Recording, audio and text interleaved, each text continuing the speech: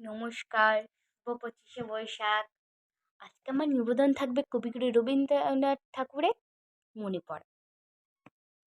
মাকে আমার পড়ে না মনে, শুধু কখন খেলতে গিয়ে হঠাৎ অকারণে একটা কিশোর গুনগুনিয়ে হানি আমার বাজে।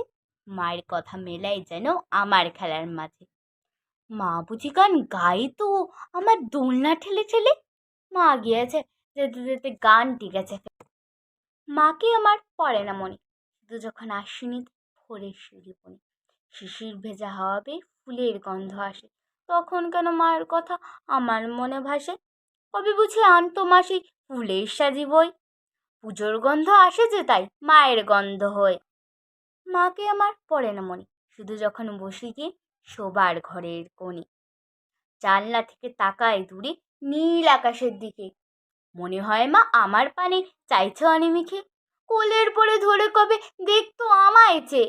সেই চাউনি রেখে গেছে সারা আকাশ ছেয়ে। নমস্কার।